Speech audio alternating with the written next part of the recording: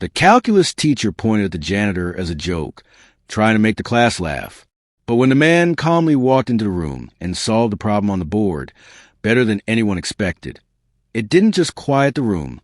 It changed how the whole school saw him. It was fourth period on a Thursday at Eisenberg High in Elkhart, Indiana, the kind of day when students looked at the clock more than the board. Mr. Braddock, the calculus teacher, was known for being sharp-tongued and quick with sarcasm. People didn't like him much, but they didn't hate him either. He was just there. The room felt dull. The whiteboard was packed with math equations. The air smelled faintly of chalk dust and old sneakers. Some students had phones under their desks. Others stared out the window, pretending to pay attention. Then something happened that changed the mood in the room, like a sudden gust of wind. Mr. Braddock was writing another math problem when a soft squeak came from a hallway. The janitor was outside, mopping the floor in his usual slow, steady way. Braddock paused mid-sentence, looked at the door, and gave a half-smile. Suddenly, he turned to the class and pointed toward the hallway. "Well, look who it is, Mr. Dorsey," he said. "Think you can solve this one?" He tapped the board with the end of his marker, like he was a game show host throwing out a challenge. Some students laughed, not loudly, but that nervous kind of laugh where you're not sure if it's okay. Mr. Braddock smirked again. "Come on, Lamar, you always look like you're deep in thought." Lamar Dorsey, the 52-year-old janitor, stood just outside the door, holding his mop. He wore the same forest green uniform he always wore, clean but faded, with L. Dorsey stitched over the pocket. He didn't blink or flinch. He just looked into the room. Then he stepped inside, resting the mop against the wall. A few students straightened up in their seats. Some thought he was going to make a funny comment and walk away. But he didn't. Instead, Lamar walked in front of class. "Mind if I?" he asked calmly, motioning toward the board. Braddock raised his eyebrows. "Be my guest," he said. A few students quietly pulled out their phones. One girl whispered, "Is he serious?" But no one stopped Lamar. He picked up the marker and looked at the equation. He paused.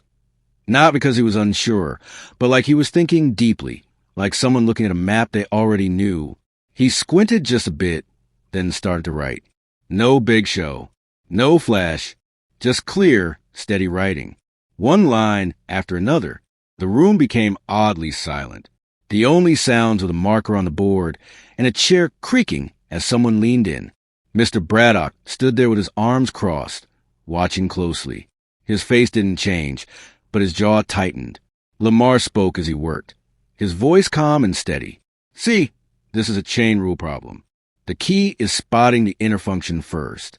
Once you do that, it gets simpler." He moved like he'd done this many times, not just solving the math, but explaining it. He didn't show off. He spoke clearly and simply, like teaching came naturally. When he finished, he capped the marker and stepped back. The board was filled with clean, organized steps. He turned to Braddock, then to the class. "That's one way to do it," he said. For a second, no one moved. A junior in the back whispered. He got it right. Mr. Braddock didn't respond at first. His mouth opened slightly, but no words came out. The silence said more than any joke ever could. Lamar gave a small nod, walked back to the door, and picked up his mop. No applause. No bragging. Just quiet confidence, like he hadn't just shocked the entire room. As he reached for the handle, no one expected what came next. No one moved for about 10 seconds. It felt like the class had just woken up from a dream into something real, something that didn't feel like it belonged in a regular high school day. Lamar, Mr. Dorsey, as everyone usually called him, was almost out the door when someone finally said it out loud. "Wait!" He did that in his head. It was Wes Hanley, a senior in the front row, who rarely spoke unless grades were involved. He wasn't joking. His eyes were wide. He looked at the board again, like the answer might have changed while he blinked. Braddock finally spoke. His voice was flat and sounded almost annoyed. Well, he got the right answer, but his usual sarcasm was gone. Something else had slipped in, something like confusion, or maybe discomfort. Lamar looked back. "I used to spend a lot of time with numbers," he said, then gave a small shrug. They never really left. A few students laughed, but not at him. They laughed because the tension had finally broken. Lamar didn't wait for any more words. He walked off with a mop in hand, his shoes squeaking softly on the floor, like nothing had happened, like he hadn't just solved a college-level math problem in under 3 minutes, without a calculator. That's when the phones came out. Someone had recorded the whole thing. Carly Benson, a junior in the 3rd row. She was already editing the video before the bell rang. Between classes, it was all anyone talked about. Did you see Mr. Dorsey? Braddock's face? Dude looked like someone unplugged him. Where'd he learn that stuff? I thought he just cleaned floors. By lunchtime, the video had hit TikTok, then Instagram. It wasn't fancy, just shaky footage of Lamar's hand moving across the board. A voice in the background whispered, "Yo, he's solving it." The video's caption read, "Our janitor just crushed the calculus teacher." Some people laughed. Others just stared. But the buzz kept growing. Even in the teacher's lounge, it wasn't any quieter. "You're saying he did a full chain rule derivative in his head?" asked Miss Lynn, the physics teacher, stopping mid-bite into her sandwich. "He did," mumbled Mr. Crane, the English teacher. No notes. Didn't even pause. It was like muscle memory. Mr. Braddock sat in the corner, pretending to grade papers. He didn't say a word, but Principal Everett did. "He's been here 6 years," Everett said. No one ever mentioned he had any kind of academic background. Heads shook. Truth was, nobody really knew much about Lamar. He showed up early, stayed late. The floors were spotless. Burnout light bulbs never stayed that way more than a day. He worked in silence. But now, he wasn't just a man behind the mop. In the hallway, a group of students waited near the janitor's closet, not to report a spill or borrow a broom. They just wanted to talk to him.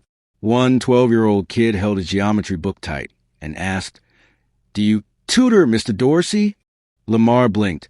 "I haven't in a long time." "You should," the kid said. That was cool. Lamar chuckled, but not in a dismissive way, more like he was caught off guard. By third period the next day, Braddock seemed different.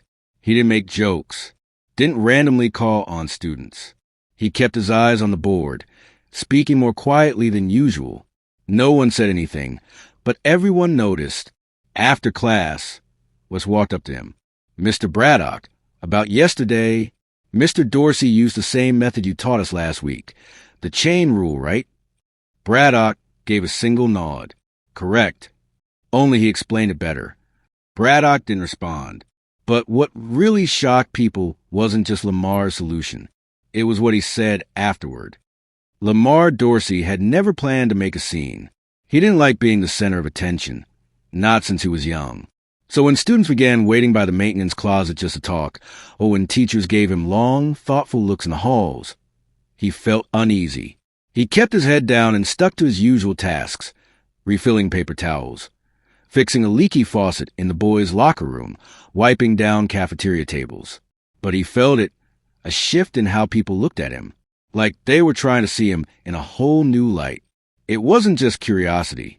It felt like respect, maybe even regret.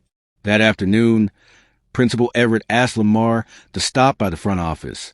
Lamar came in still wearing his gloves, his uniform damp from cleaning under the cafeteria sinks. He took off his cap out of respect. Everett leaned forward in his chair, hands folded. "Lamar, can I ask you something? Do you have a background in education or engineering?" Lamar hesitated. He looked down, like he was brushing off an old part of himself he hadn't visited in years. "I went to Purdue," he said quietly. "Mechanical engineering. Full scholarship." Everett leaned back, eyebrows raised. "You serious?" "I was," Lamar said, "had plans. But things got complicated." And for the first time in years, he told his story. He'd grown up in Gary, Indiana, a smart kid who loved figuring things out. Motors, pulleys, anything he could take apart and put back together. His mom, Estelle, raised him and his 2 sisters alone. She worked overtime at a textile factory, but still found time to read to them every night. She believed in education, like it was the only way out. Books first, always, she used to say. The world might try to shut you out, but if you bring your own key, they can't stop you. Lamar earned that key. He graduated valedictorian, won the state science fair, landed a scholarship to Purdue. During his freshman year, he was already tutoring classmates. Professors noticed his name on the attendance sheet. But in his sophomore year, everything changed. He got a phone call. His mother had collapsed at work. Late-stage cancer, the doctors said. By the time Lamar reached the hospital, she was barely awake. "I can handle it," she whispered. "Don't come home." He didn't listen. He took a semester off. Then another. Started working jobs, warehouse shifts, night hours at a grocery store. Anything to help pay bills. Classes faded. So did the dream. When his mother passed, there was nothing holding his life together. No home to return to. No money to finish his degree. No counselor checking in to see why he hadn't come back. "I kept thinking I'd get back to school," Lamar told Everett. But one thing turned into another. Life doesn't wait for you. The principal sat in silence.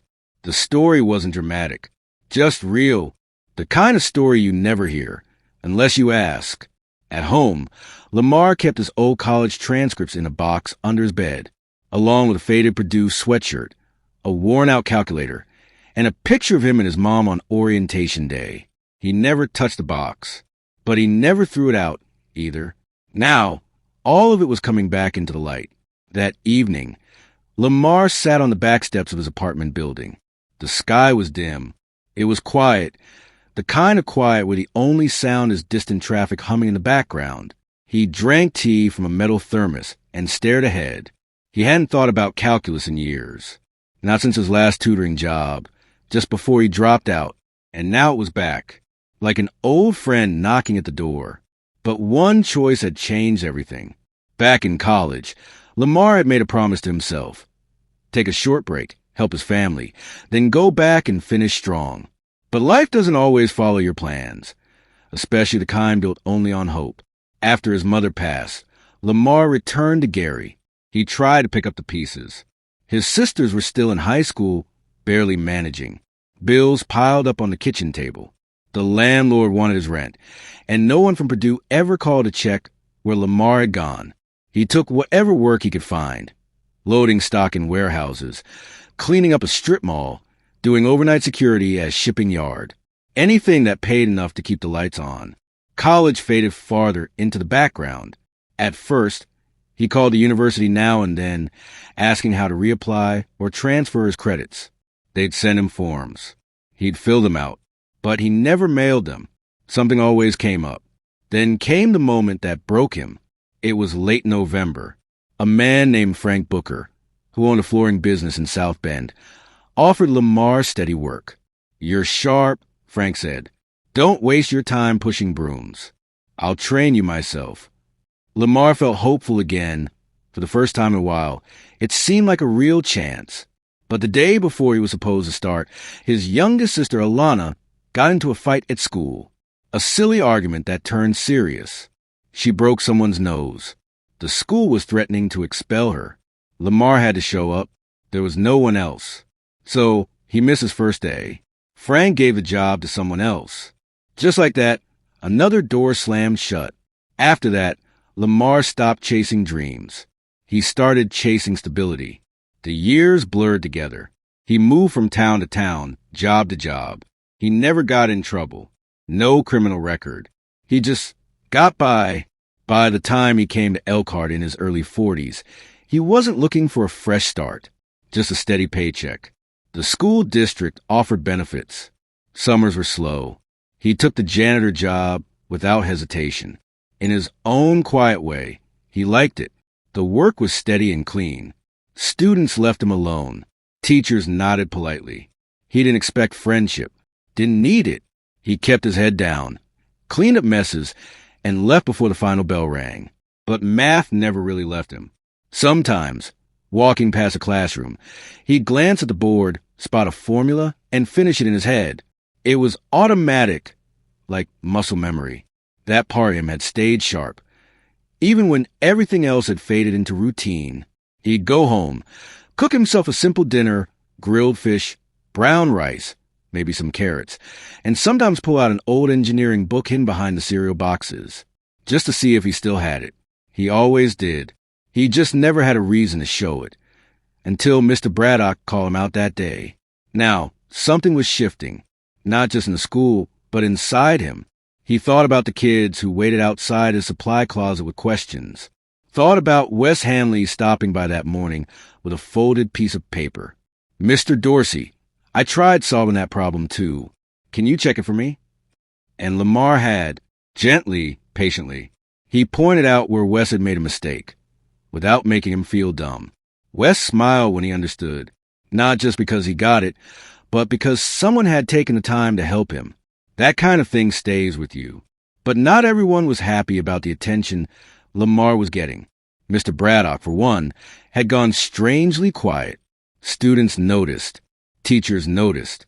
Being shown up in front of your own class by someone you barely acknowledged, it shook him. He didn't lash out, but his voice got shorter. His patience wore thinner. And if someone brought up Lamar in the lounge, Braddock would quickly change the subject. He wasn't used to being outshined, especially not by a man he'd never thought twice about. But life wasn't done surprising them. The video didn't just go around Eisenberg High. It spread. It started small. A local student page reposted it with the caption, "When your janitor turns out smarter than your teacher." Then it hit a regional education forum. By the weekend, it had crossed state lines. People online were stunned. They weren't mocking Lamar. They were amazed. "Dude explained it better than my college professor. Give this man a chalkboard, not a mop." Proof you never know someone's story. By Monday morning, Lamar had no idea any of it had happened. He didn't follow social media. Still had a flip phone. When he got to work, the first thing he did was fix a jammed paper towel dispenser in the girls' bathroom. Just like always. But something felt different. Teachers paused their conversations when he walked by. Students nodded, not out of politeness, but with a kind of respect. Some even smiled. "Hey, Mr. Dorsey," one girl called out as he passed the library. "You're kind of famous now." Lamar chuckled. "Don't believe everything you read." But when he turned the corner, Wes Hanley was there. 2 other students stood beside him. One had a calculus book open to a problem, the section highlighted in pink. "Would you mind going through this with us?" Wes asked. Lamar looked around, a little confused. "You have a free period?" "We made time," Wes said. So right there, in the middle of a hallway lined with lockers and science fair posters, Lamar sat on the floor with 3 teenagers and walked them through the problem, step by step, line by line. He didn't lecture. He talked with them. It wasn't loud. It wasn't flashy, but it meant something. Down the hall, someone filmed it. No one told Lamar. He wouldn't have liked that. Back in the office, Principal Everett was on the phone with someone from the school board. "Yes, that's correct, Lamar Dorsey. Been with us 6 years. No, he's not faculty. He's a custodian." He paused. "Well, I wouldn't call it unorthodox. I'd call it overlooked." In the teacher's lounge, Braddock was reading an email forwarded by a parent. It was a link to the now viral video. No subject line. No commentary. Just a link. And the words, "Thought you want to see this." He closed the laptop without watching. That afternoon, Principal Everett called Lamar into his office again. "Have a seat," he offered. Lamar stayed standing. "I've got a request from the board," Everett said. "They want to know if you consider running an after-school tutoring program. Just a small group, voluntary, a trial run." Lamar didn't answer right away. "You'd be paid, of course," Everett added. "It's not about changing your role, just adding to it, sharing what you still clearly have." Lamar looked down at his hands. Clean, calloused, worn. "I haven't taught in a long time," he said. "You haven't stopped knowing," Everett replied. Lamar looked up. There was no pressure in the principal's voice, just a simple invitation. "I'll think about it." That night, Lamar pulled the old box from under his bed, the one with the Purdue sweatshirt, the transcripts, the photo of him and his mom on orientation day. He hadn't touched it in years. He laid everything out on the table. The paper was yellowed, the edges curled, but the words were still there. That's the thing about knowledge. It doesn't disappear. It waits. Lamar didn't care about going viral, didn't care about likes or views, but the idea that he could still make a difference, that meant something. Still, not everyone was happy to see him rising. The more attention Lamar got, the more things started to change around the school. It began with the students. Kids who used to walk past him in the halls without a second thought now stopped to say good morning. Some even asked him for help with homework in between classes.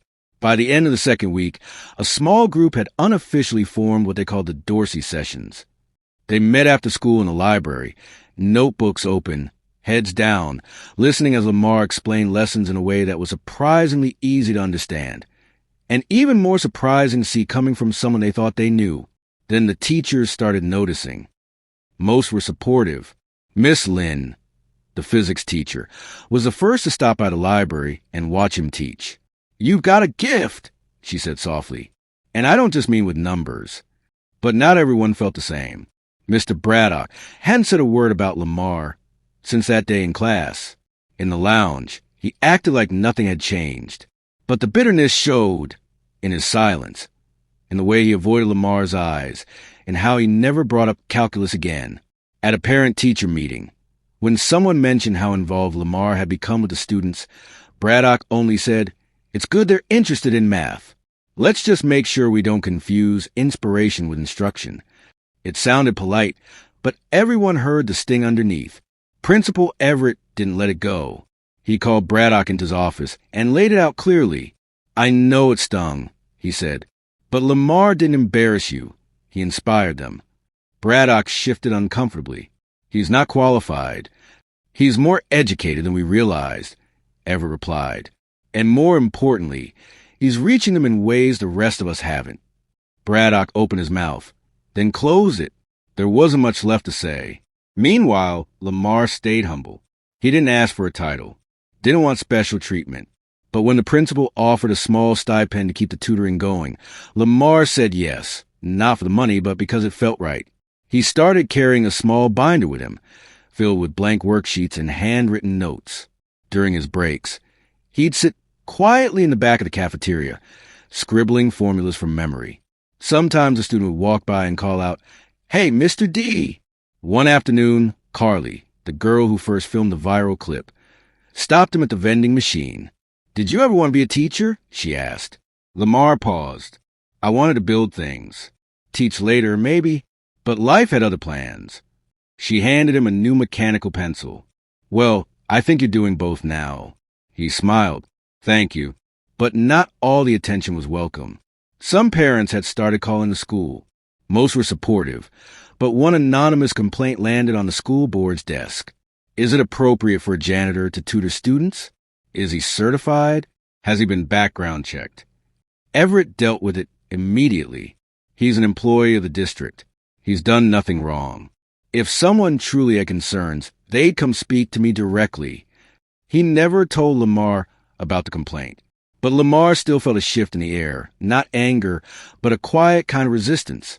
Like, some people didn't know where he belonged anymore. Then, one afternoon, Braddock did something no one expected. He walked into the library during one of Lamar's sessions. Quietly, he stood in the back and watched as Lamar taught integrals to 4 students. After 10 minutes, he stepped closer. "Mind if I sit in?" Braddock asked. Lamar looked up calm. "As long as you don't mind learning something." The students laughed, just enough to break the tension. Braddock smirked, this time not unkindly. They sat together that day. Didn't talk much, but it was a start. Lamar wasn't chasing titles. He had something else in mind. It wasn't about proving anything anymore. For Lamar Dorsey, standing at the whiteboard in the library, surrounded by students, it wasn't about redemption. It wasn't about recognition. He wasn't trying to impress anyone or be remembered. He just wanted to show up for the kids, the ones who reminded him of the boy he used to be. Every Tuesday and Thursday after the final bell, that corner of the library buzzed with conversation. Questions, scribbled notes, wide eyes, as Lamar guided them through math problems they used to fear. Not because he had all the answers, but because he helped them believe they could find the answers themselves. That's what mattered. There was Isaiah, a freshman who nearly failed algebra last semester, now solving quadratic equations without panic. And Tasha, who once hated math, now teaching her younger cousins on the weekends using Lamar's notes. Lamar never stood at the front like a traditional teacher. He sat beside them, talked with them, asked questions before answering theirs. Gradually, more teachers began dropping by, not to supervise, but to learn how he was doing it. Miss Lynn asked if she could borrow his explanations for her own lessons. Coach Rivera asked if Lamar could help build a summer prep program for incoming freshmen. Even Braddock, hesitant, proud Braddock, started stopping by, not every day, but often. Sometimes he offered extra problems. Other times, quiet words of encouragement to the students. His sharp tone had softened. One day, after session, Braddock stayed behind. "You know," he said, looking at the board, "I used to think teaching gave me power, that it made me important." Lamar didn't interrupt. "But you reminded me what it's really about. Showing up, making it count." Lamar nodded. "We all lose our way sometimes." He didn't hold grudges. He didn't need to. A month later, Principal Everett called him in again. There was a proposal on the table. Turn the Dorsey sessions into an official elective class. Not for credit, but for enrichment. A bridge between the students and their own confidence. Everett said, "There'll be red tape, but if you're willing." Lamar shook his head gently. "I appreciate it," he said, "but I don't need a title. I'd rather keep it simple. Let the kids come because they want to, not because it's on the schedule." Everett nodded. "Then we'll support you however we can." Word spread beyond the school. A local reporter came to interview Lamar. He kept it short. No drama. No self-promotion. "I'm just showing them what they already have inside," he said. "Sometimes it takes a little while to see it." That spring, Eisenberg High held its annual student showcase. There were science projects, art displays, choir performances, and in one corner of the gym, a booth titled Dorsey's Table. It featured handwritten reflections from students about math, life, and confidence. Dozens of them shared how Mr. Dorsey helped them believe in themselves. Not because he gave them the answers, but because he listened, because he believed in them. By the end of the night, no one was asking, "Is he the janitor?" They were saying, "That's Mr. Dorsey." He didn't wear a suit, didn't give a speech. He stood quietly at the booth, smiling, thanking every student who came by. Later that night, back in his apartment, Lamar pulled out his old Purdue sweatshirt from the box under his bed. He didn't put it on. He folded it neatly, placed it in a new storage bin, and added a folder filled with thank you notes from students. Legacy, he realized, isn't about job titles. It's about what you leave behind in other people. He didn't need to finish college to teach. He didn't need a degree to lead. He just needed to keep showing up and caring. And that's exactly what he planned to keep doing. Thanks for listening to Lamar's story. If it moved you or reminded you of someone who once believed in you, share it. Because sometimes the biggest minds are hidden in the quietest places.